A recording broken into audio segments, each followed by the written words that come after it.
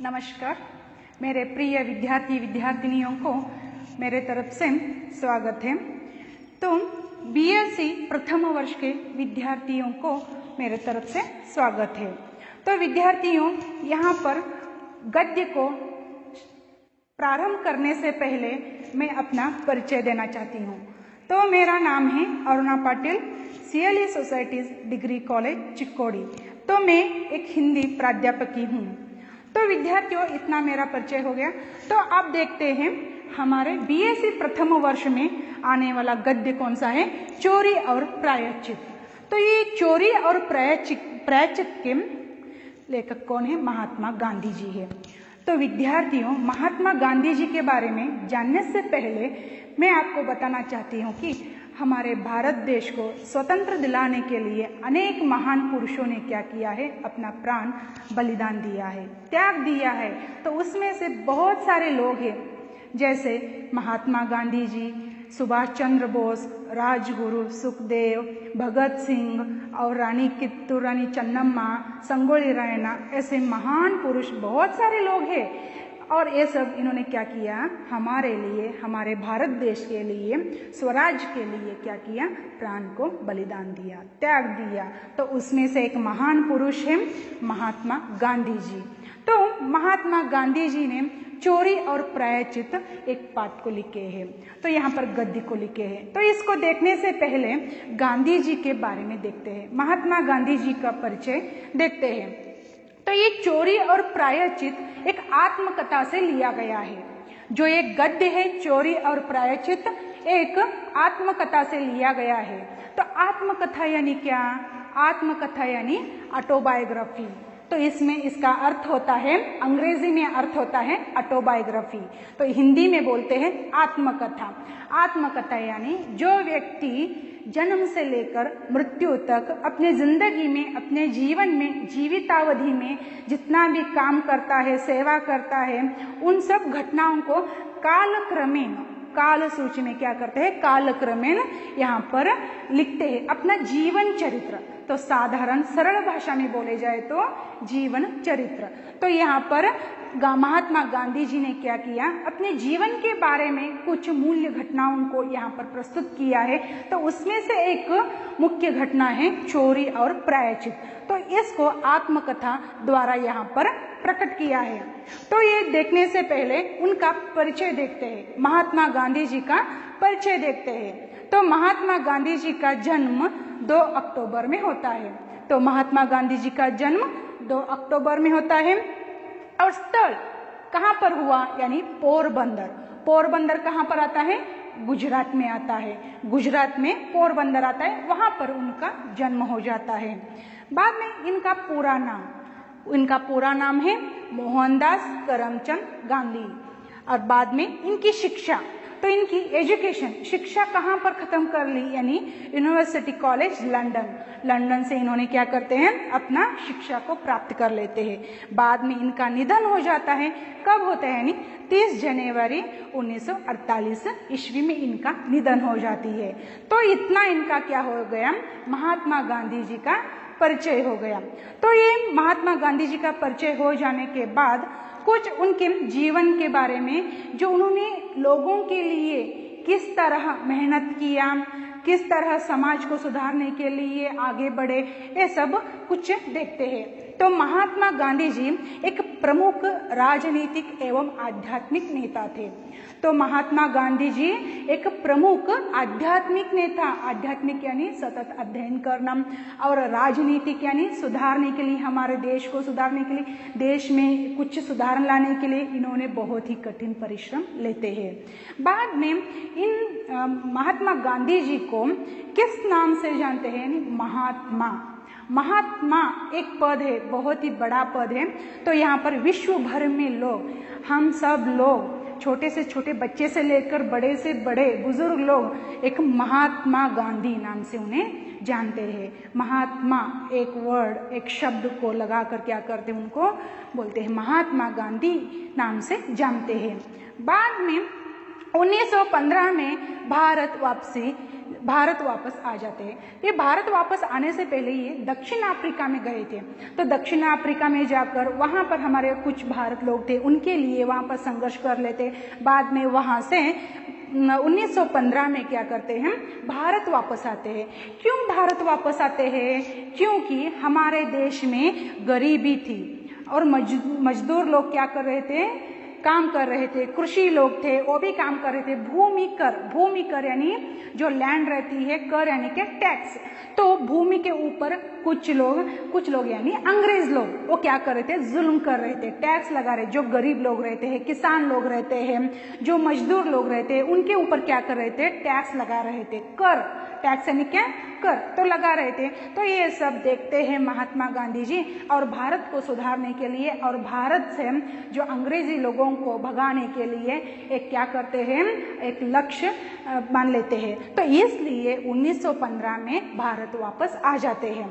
बाद में भारत वापस आ जाने के बाद कृषि मजदूर भूमि कर के लिए मेहनत करते हैं, उनके लिए सुधारण लाते हैं। बाद में 1921 में भारतीय राष्ट्रीय कांग्रेस बागडोर संभालने के बाद तो यहाँ पर कांग्रेस पार्टी के अध्यक्ष बन जाते हैं, और राष्ट्रीय कांग्रेस बागडोर संभालने के बाद जो गरीब लोगों के लिए काम करते हैं। हमारे भारत देश में बहुत सारे लोग गरीब हैं, तो उनके लिए मेहनत करते हैं। गरीबी से राहत दिलाने के लिए, गरीबी से मुक्त दिलाने के लिए यहाँ पर कुछ पन लेते हैं, और बाद में महिलाओं के अधिकारों के लिए यहाँ पर लड़ते हैं। हर एक महिला क्या होना चाहिए, यहाँ पर स्वतंत्र होना चाहिए, उसके लिए भी यहाँ पर महात्मा गांधी जी क्या करते हैं, यहाँ पर काम करते हैं। तो यहाँ पर जो हमारे भारत देश में अभी भी है शोषण, अत्याचार, अस्पृश्यता, दलित, ये सब चीजें हैं, इनको भगाने के लिए 1921 में क्या करते हैं महात्मा गांधी जी, यहाँ पर एक पन लेते हैं। हम मेरे देश से जो गरीब को, जो महिलाओं को अधिकार के लिए और जो गरीबी से राहत दिलाने के लिए, अस्पृश्यता मिटाने के लिए मैं सतत प्रयत्न करता रहूंगा। इस तरह महात्मा गांधी जी क्या करते हैं, ठान लेते हैं। बाद में यहाँ पर गांधी जी का प्रमुख लक्ष्य क्या था, यानी भारत देश को स्वराज्य दिलाना। स्वराज्य यानी क्या, स्वतंत्र दिलाना। तो यही महात्मा गांधी जी का प्रमुख लक्ष्य था, ध्येय था, स्वराज्य प्राप्त करना। क्योंकि भारत देश को किसने घेर लिया था, अंग्रेज लोगों ने घेर लिया था। तो अंग्रेज लोगों को भारत से भगाना चाहते थे, तो इसलिए अहिंसा मार्ग अपना कर क्या करते हैं, बाद में क्या करते हैं, हमारे भारत देश को स्वतंत्र दिलाते हैं और अंग्रेज लोगों को भगा देते हैं।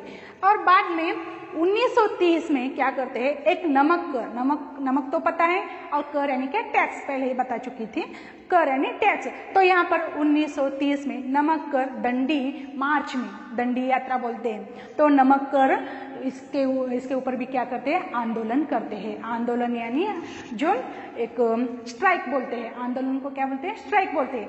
तो 1930 में नमक कर दांडी यात्रा, तो यहाँ पर भी क्या करते हैं, आंदोलन करते हैं। और बाद में 1942 में और एक आंदोलन करते हैं। कौन सा आंदोलन, यानी ब्रिटिश भारत छोड़ो।